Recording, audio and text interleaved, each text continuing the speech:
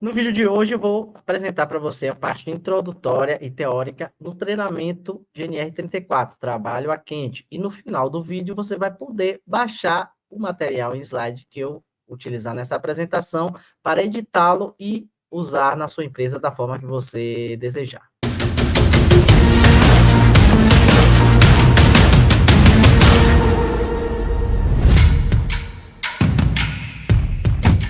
Bom, antes de irmos para o conteúdo, lembrando que essa parte é uma parte introdutória e teórica do treinamento de trabalho a quente baseado na NR34. E para nos guiar nesse treinamento, você está vendo aí na sua tela esses slides que eu vou disponibilizar ao final do vídeo para serem baixados gratuitamente, editados e utilizados por você. Então, o NR34, trabalho a quente. Antes de iniciarmos o conteúdo propriamente dito, a gente precisa definir, precisa estar claro na nossa mente o que é o trabalho a quente. A definição básica de trabalho a quente é qualquer atividade que gere calor, faísca, chamas abertas, podendo iniciar um incêndio ou explosão. Pronto, essa é a definição básica. Mas existem definições mais complexas, por exemplo, existem classificações de trabalho ar quente de baixa e alta energia, por exemplo, mas a gente não vai adentrar nesses pormenores, nesses detalhes mais específicos e vamos se basear apenas nessa denominação, nessa classificação. Então, todo trabalho que gere faísca, calor ou chama aberta, a gente vai considerar, e que possa gerar um incêndio ou explosão, a gente vai considerar como trabalho a quente. Alguns exemplos de atividades que podemos considerar como trabalho ao quente, baseado nessa definição que eu acabei de te dar, é a atividade de soldagem, a solda, seja por eletrodo ou por outras espécies de material de soldagem, a gente considera como trabalho a quente. O corte com maçarico também a gente considera como trabalho a quente. A fusão ou queima de metais é uma terceira atividade que também vamos considerar como trabalho a quente. E, por fim, o trabalho de esmerilhamento. A gente poderia também incluir o trabalho de furação com furadeira também, porque gera calor, a gente poderia também considerar como trabalho a quente. Mas, basicamente, essas atividades vamos considerar como atividades de trabalho a quente para fins didáticos aqui desse treinamento. Os principais riscos no trabalho a quente são os seguintes. Primeiro, risco de incêndio, né, porque se gera calor, gera faísca, ou tem chama aberta. Se tiver materiais inflamáveis próximos, eles podem se incendiar, inflamar, então gerar incêndios. Explosões também são riscos associados, né, uma vez que gera calor, faísca, chama aberta, então materiais explosivos que estejam no ambiente podem sofrer o efeito da explosão. Outro risco associado são os fumos metálicos, né? Por exemplo, a fusão de metais extremamente quentes, né? Superaquecidos, eles geram alguns fumos metálicos. Pode ser óxido de ferro, zinco, manganês, alumínio, a depender do tipo de liga metálica que está sendo utilizada e a forma de soldagem que está sendo utilizada para fazer essa fusão de metais. Outro risco associado é a geração de calor, né? Porque esses materiais superaquecidos geram calor artificial no ambiente e esse calor irradia para o corpo humano da pessoa, do operador e das pessoas que estão próximas no ambiente. Então, também gera calor. E o quinto risco associado são queimaduras na pele e nos olhos. A radiação, inclusive, no processo de soldagem, pode levar à queima, né, da retina, né, ou a pessoa sofrer queimaduras na pele e nos olhos por conta desse material irradiado. E aqui a gente está se atendo apenas aos riscos diretos associados à atividade de trabalho a quente, mas existem riscos secundários, por exemplo, um trabalho a quente sendo executado numa plataforma elevatória, tem também o risco de queda de altura, né?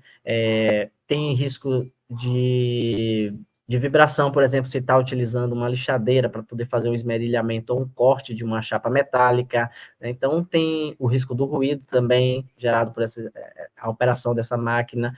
Então, existem riscos secundários que podem estar associados às atividades, mas a gente está se atendo apenas aos principais riscos ligados diretamente à atividade a quente, do trabalho a quente.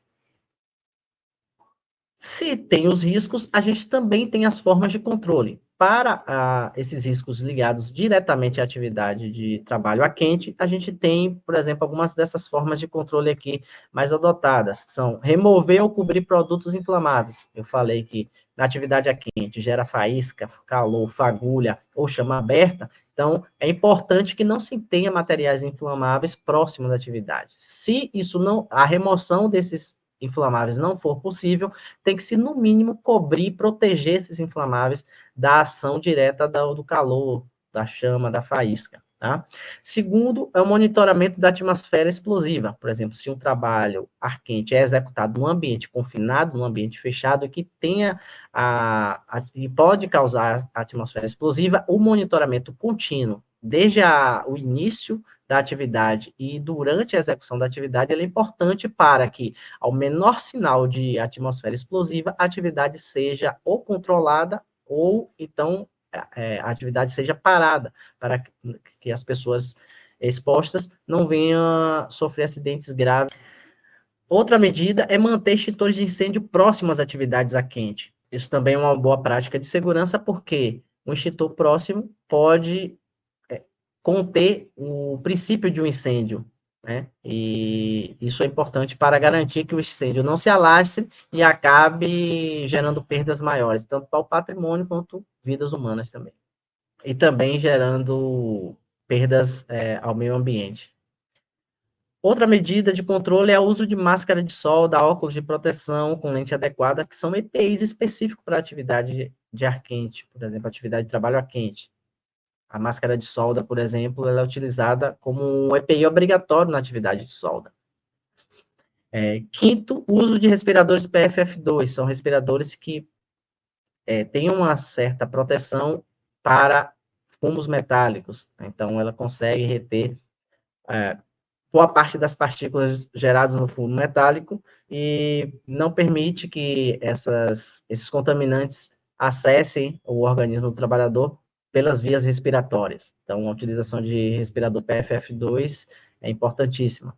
Uso de avental, perneira, luvas e mangote de raspa, por conta da geração de fagulhas, de limalhas de ferro, de faíscas de fogo, então, para que isso não acesse a pele do trabalhador e gere queimaduras, a utilização desses EPIs de raspa de couro é de fundamental importância.